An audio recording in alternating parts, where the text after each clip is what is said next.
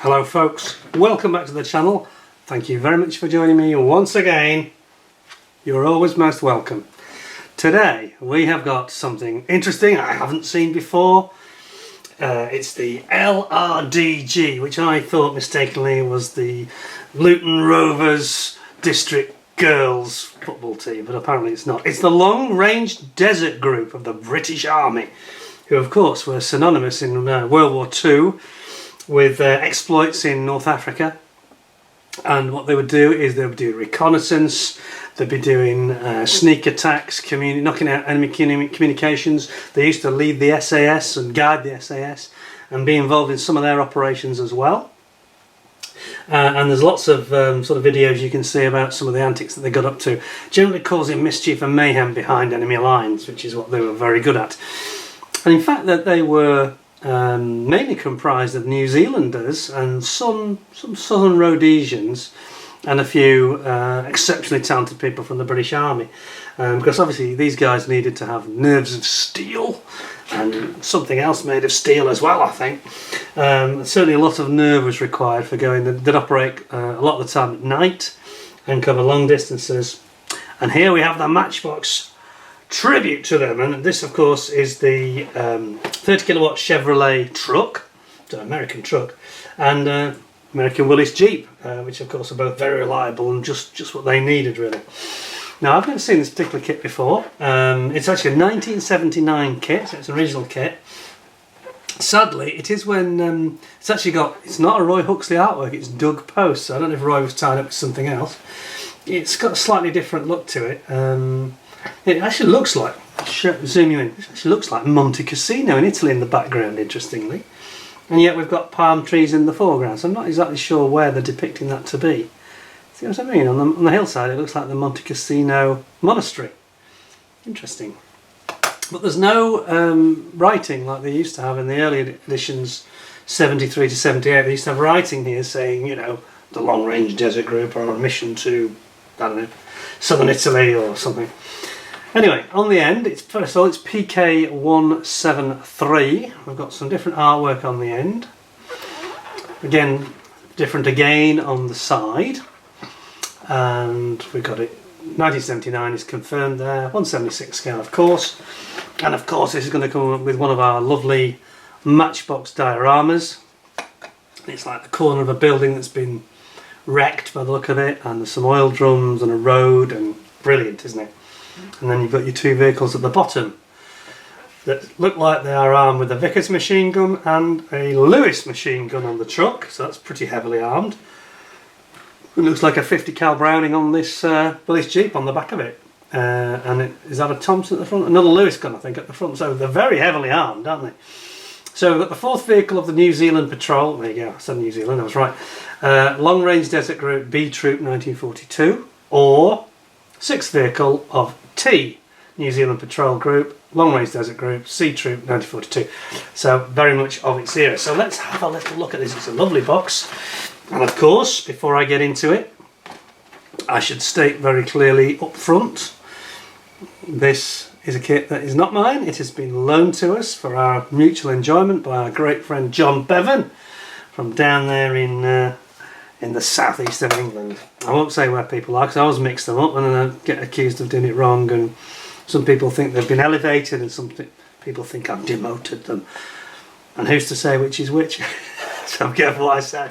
Right, so thank you very much John, appreciate this. It's in a really good condition, this one, and as I say, always say, and this is why I wear gloves, because I want to keep it that way. We've got the tape there. Let's open it this end. I think we'll go this way. In we go then, let's have a nosy. Got to say the artwork's it's pretty good. It's just, I don't know, just lacks a bit of depth to it, the post work, as against Roy Huxley. Let's have a look what we've got. Oh, the diorama looks quite big. Okay, there we go, so let's pop that over there, and we'll stick the sprues to one side and we'll have a little read of what they're going to tell us. So I haven't read this, I haven't opened it at all till now. So it says the use of motorised vehicles in the desert terrain proved to be very successful during World War One. World War One? Okay. So of course, yes, around Egypt. Thus, when Italy declared war on England in 1940, their Libyan air bases were Air Force bases posed a direct threat to the British in Egypt. General Wavell, the Commander-in-Chief of British Forces, was well aware of this threat and so asked R.A. Bagnold, who spent many years during the 30s exploring the desert and developing desert navigational techniques. And he asked him to form a motorised patrol group. Special patrol group. These patrols were known as the L.R.D.G, which comprised of volunteers from the armed services. There was no set armament or uniform. Men were using whatever seemed suitable at the time. Dangerous if they get caught though, isn't it? They might be arrested as spies, I suppose. In May 1942, the LRDG took delivery of 30 steel-bodied 30 kilowatt Chevrolets, which proved to be a very successful vehicle in operational use. The role of the LRDG was to monitor enemy armour and troop movements and carrying out daring guerrilla-style raids behind the lines on communications, fuel installations and airfields. Excellent write-up, you know, and it goes here with a nice bit of data about the vehicles. Good old Matchbox at their best. I don't think it lacks a bit of colour, but apart from that, it's great. Here we go. So there's your specs. Chevrolet, 3 tons, 30 kilowatt, 4x2, all steel body, 2-speed rear axle. The Willys Jeep, obviously, is, what's that? 1.1 tons. That's light, isn't it? It's like a sports car with height. Yeah. Well, okay. There we go. So far so good. I've got to say that I've been getting a little bit of withdrawal symptoms with my kits because we've been getting some great kits from many of you, some really interesting stuff. Thank you, all of you who've contributed. But I haven't done a Matchbox for a couple of weeks and I'm getting withdrawal symptoms. I've got, you know, cold turkey. Also, it's the only thing that is cold. Here in the UK, as you're watching this, we are experiencing the beginning of another heat wave. We thought we got rid of it, you know. So I'm actually wearing a t-shirt today, in fact. But I think what I need, well, I've got is some nice mineral water here, but what I really need is some chilled champagne, please. Fortunately, there is none, and my wife says I'm not having any more of that after I disgraced myself on national television last time. So, anyway, on with the kit. I'll try and not to... Oh, sorry, no, I wouldn't do that. It's John's pride and joy. It's not a fan to keep me cool. Let's zoom in and take a look. So, I think this is going to be real fun. Something I've not seen before. Something a bit different. What have we got? So, we unfold it, and we've got... Okay, we've got the small parts paint guide. So you got all your little I think there's 4 figures included. We've got some petrol cans, jerry cans, steering wheel, canvas, tarpaulin, seat, Lewis gun I think, Thompson seems to have a big muzzle, doesn't it, for some reason. It might be maybe that they're all using like flash eliminators because they're using them at night. They don't want it to flash. Another tarpaulin, and you get another steering wheel through the vehicle, gear sticks, duplication, ammo boxes, oil drums. Wow, isn't that nice? And then we have got, if I unfold it properly, we've got your paint call-outs. Yeah, it's a shame they couldn't have put those in colour, but there we go. Because you know, like they did on the aircraft, they would have them in colour on the back of the box. It's kind of missing here, isn't it? But anyway, it tells you what colours to use, and of course it's all based on the Humbrol enamels of the day in 1979. So this actually came out, I think, before Britain elected Mrs. Thatcher as Prime Minister. That shows it's quite a few years old. So what's that? 43 years old? Yes. And then we've got the New Zealand Patrol Group B, or very similar looking Group C. With all the different relative decals that are going on there. Looks brilliant. So it's a real Kiwi operation, this. So let's have a look at what the parts are like. Now then, got your 2 men. He's got a proper, like a bush hat, hasn't he? That's a proper Kiwi, isn't it? That's cool. I like it. I'll be interested to see the plastic. So we've got like an officer here, and you've got your, I think that's the driver on the left, yeah, because it's left-hand drive, I think. Yeah. Is it? Yeah, it's left-hand drive. It is, yeah. So obviously the guy with the bush hat, he's on the left. You're building up the sides of your, you've got your body floor, putting the sides on. Then you've got your chassis here and your leaf springs for your Jeep. And then we are going to put on all this ancillary stuff, all these Lewis guns, and you've got twin Lewis guns and a big Browning 50 cal. Wow, some serious firepower on that Jeep, I've got to say. And you've got all these petrol cans to go in, jerry cans, and so they're carrying, what's that, 4, 8, 11 jerry cans they're carrying. That's incredible. Oh, there's another one, 10, 12 in total. And another one, that's 13. Good cross, it's like decorated, like a Christmas tree, but festooned with jerry cans. That's interesting. You've got little satchels going on the side, you've got 2 spare wheels at the back. And then you're going to build up your, start building up your Chevrolet 3-ton lorry. A truck, I think you call it, the lorry. And then you've got, again, leaf springs, you've got your transmission and your final drive there, differential. And then you're building up your cab area, or the pickup area, the seating area at the back. Cargo area, you might call it. And then you've got, again, you've got your 2 guys here sitting in. Has one got binoculars? We'll see later. It doesn't show a lot of detail in the instructions. It's always a little bit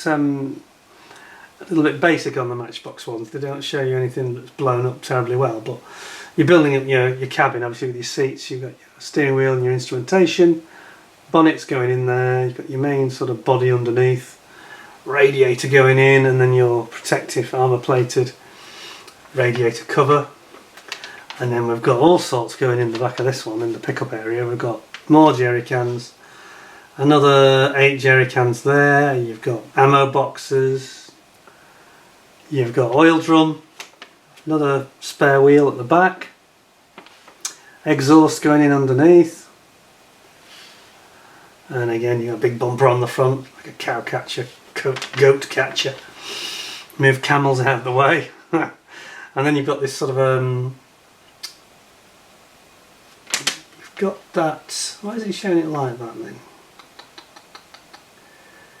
Seems to be showing it with a different loadout. I'm not quite sure. Oh, I've read it in the wrong sequence, that's why, sorry. So that, yeah, okay, I'm jumping across instead of going down. Follow the numbers, Peter. There's Thompson machine gun here. That's the storage area going in onto the chassis. Big meaty chassis, look, and the wheels and tyres. A nice looking layout of this, it looks cool. And then you've got your Lewis gun, I think it is this one, Lewis gun, tarpaulins, putting your oil drums together, and then you're putting those items in here, as we just saw.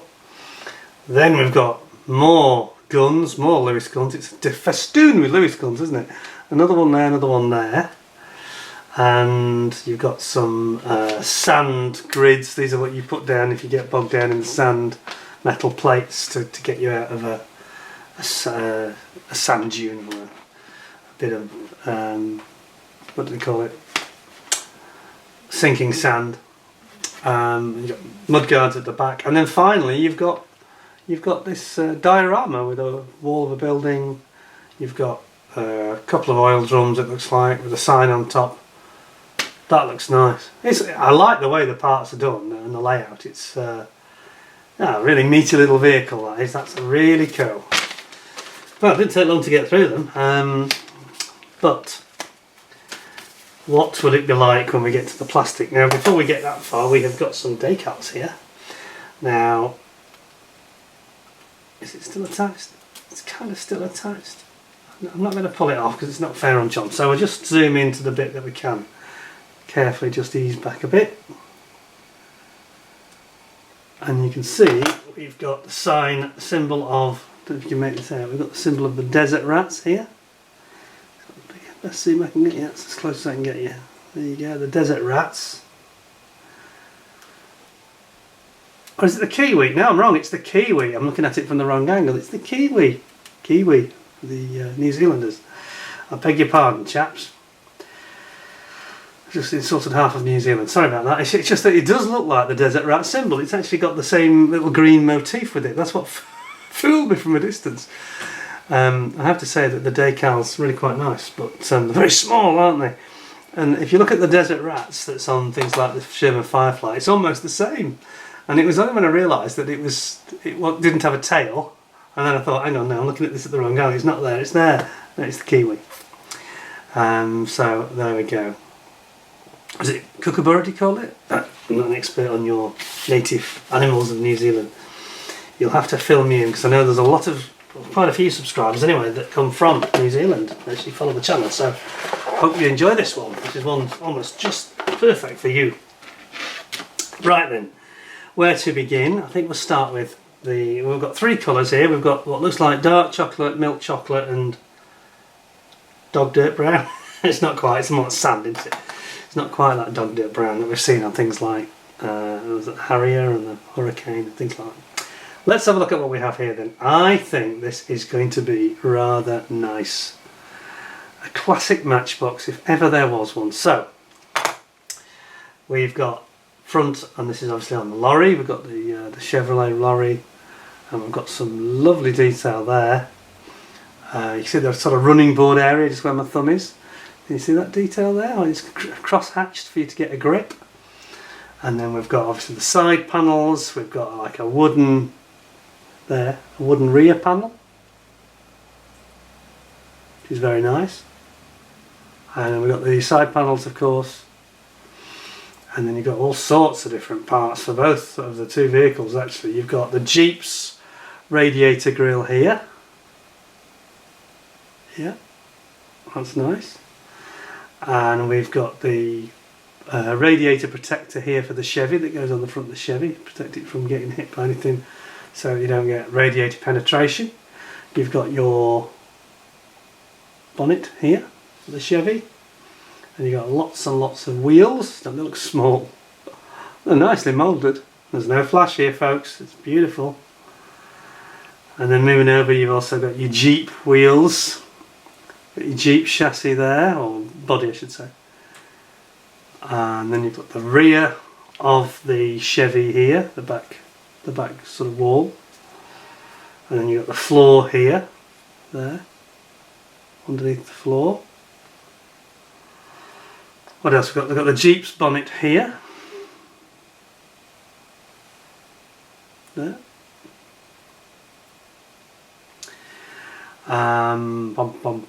Various small parts. There's another part of the rear that's got this like wood effect on it. Can you see that here?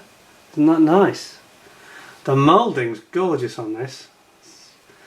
You look at this and it's everything that I love about Matchbox. It's neat, there's no flash, it's moulded nicely, it's very detailed. What's not to like, really?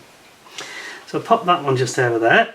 And then second we have got some of the bigger sort of things like the tyres, for example, here. And we've got treaded tyres, have we? I'm struggling with my glasses, in truth. You're going to see these better than I am.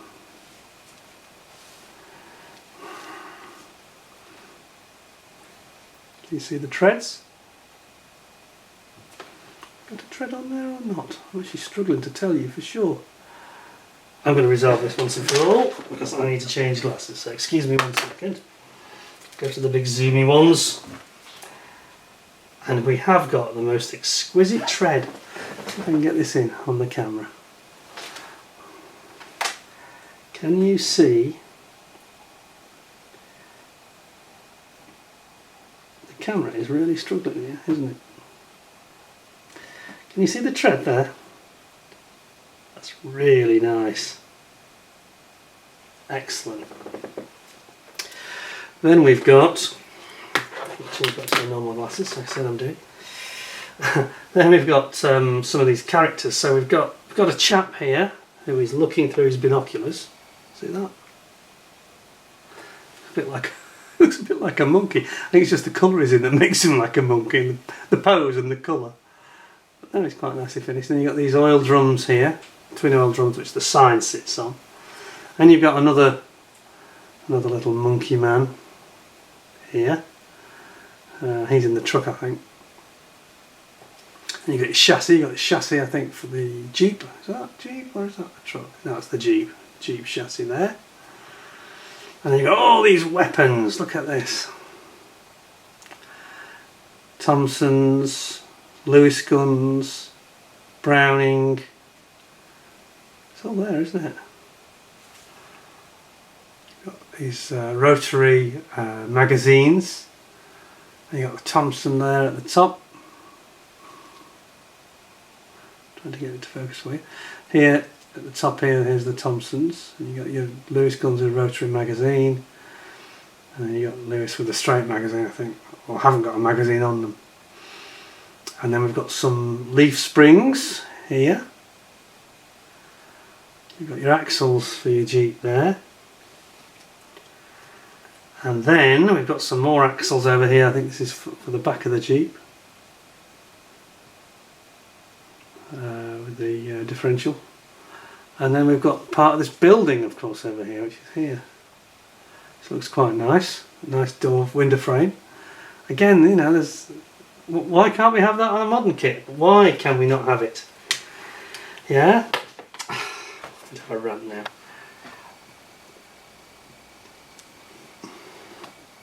It's all very well, these modellers all going along, you know, YouTubers, creators, Airfix. Did any of them ask Airfix why we can't have a diorama? Because no, they didn't invite me, because I would have asked the question for sure. If I'd been given the opportunity, I certainly would. I wouldn't be rude, obviously. But if I was given the opportunity, I'd be sticking my hand up and saying, please give me a credible reason that is believable, you know, why you can't do dioramas, especially on the small armour kits. I don't think there is a reason. I think it's just, it's not on their radar, you know. I think that's the biggest problem. And I think that if they did that, I think their sales would pick up, you know, quite significantly, really. And I've said it before, say it again. But anyway, there we go, rant over. And can we have some stands on the aircraft as well, please? Another question that should be asked, included in the kit, especially on the 72nd. Thank you. Carrying on. Right, we've got the main chassis here for the truck, for the Chevy. Which is meaty, isn't it? That's nice. And you got your gearbox there. Here's your 50 cal Browning. Was it a 303? I could be wrong. It's I think it's a Browning anyway. It's got that Browning look to it. It's a nice sprue, that. It's a nice sprue, and there's no flash anywhere. You've got all those fine little guns, lots of detail. Those of you that are not familiar with Matchbox kits at all, this is why we love them so much. That's fantastic. And then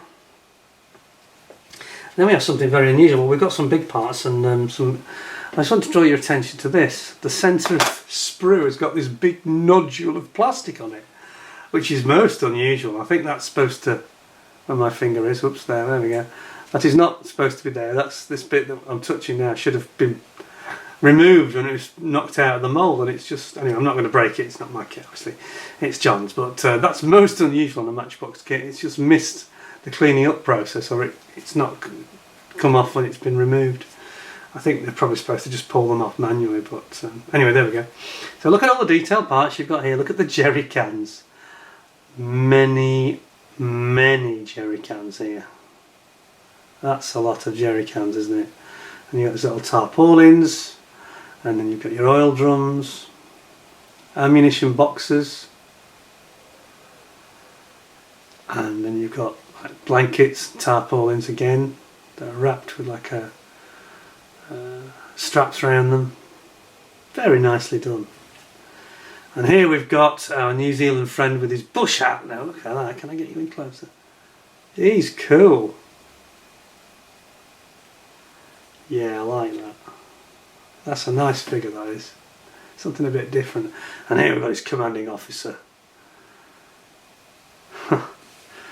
Really nice. Now we've got more jerry cans on the steering wheel. Various bits and bobs. And seats, obviously. Another couple of ammo boxes, another steering wheel. And then really that's it, I guess. And then we've got this rather nice, and I'm trying not to have another rant, it's a rather nice diorama set. Look, you can see that this is what was great about Matchbox. Look at the detail in the moulding here. They've even got the tyre tracks, the lorry's tyre tracks, moulded in to the ground. So you can see, you know, it's got what looks like tank tracks and lorry tracks. Got lorry tracks here, and then what looks like tank tracks here, or maybe a half track's been through there. But that is really nicely done, so cleverly picked out. It's exceptionally good. And at the back you've got all this sort of flotsam and jetsam debris. You've got a few jerry cans lying around, empty ammunition boxes, bit of a shell hole here, and obviously that wall goes on top of this bit. Just zoom you back and I'll show you. I mentioned the wall on the other sprue, the wall here. This wall, just where my finger is, that goes on top of there. And like they always do, it's going to give this beautiful three-dimensional rendition, bring it to life in a really nice way. You get some nice painting and weathering on this and it's going to just pop. And they always do, these Matchbox dioramas. This is why I rant on about it, and many of you feel the same way, I know, you know. It's something so simple. You only got to design it at the beginning of the process. You know, I'm sure that didn't cost Matchbox any more money apart from maybe a penny's worth of plastic. It says Matchbox 1979 underneath, nice and clearly. An excellent sprue, nothing's come off the sprue here. All these are totally as new. Absolutely gorgeous, isn't it? And you know, I just don't understand why we can't have that today. So, that is the kit. What do we think of it? Any downsides? Not that I can see. Not that I can see. I've got a bit of a strange nodule on the bit of the sprue, but that doesn't affect the kit in any way, shape or form, so just ignore that completely. I just think that's perfect. I'm going to give it 10 out of 10. It was 99 pence. I don't know if any of you noticed this at the beginning. 99 pence from Taylor and McKenna. Now, I don't know if John knows. Who are Taylor and McKenna? Because I have got other Matchbox kits that were also bought in my own stash, that were bought at the same place, which I think might be a newsagent's chain somewhere in the southeast. Does anybody know for sure? Well, that was 99p, so that price is pretty much, I think, its original price in 1979. It sounds about right to me. It's an orange range kit, so it's not the base range, purple range. But it's just such a nice kit, and I just can't see anything wrong with it. You know, the decals are nice, the instructions are nice, and the plastic is one of the best Matchbox I've seen for a while. So I'm going to give it a 10 because I can't make any justification for not doing so. Apart from I can't get it back in the box. And I've got to say to John, that's absolutely that's a win for you, sir. You've got the first 10 out of 10 for many, many moons, I think, since the last Wing That Wings kit I did, actually. But it just feels like a 10, that does. Very carefully put your decals back. Try to make sure. Maybe I'll push it to the other side because I think it would be a good idea if that stayed in the instructions for its own safety. Whoops. Careful. Whoops. There we go. That's it. Perfect. Well done, John. Thanks for lending us that. 10 out of 10. Hope you'll give me 10 out of 10 as well. Thank you very much for watching. I hope you found it interesting. It's nice to see something that I've never seen before. One or two of those from that era. A bit disappointed around the sort of end of the 70s, early 80s, but that's really nice. You know, it's just a lovely little thing. It reminds me a bit of the Humber armoured car in the way it's so finely sort of moulded and so cute. It's really, really nice.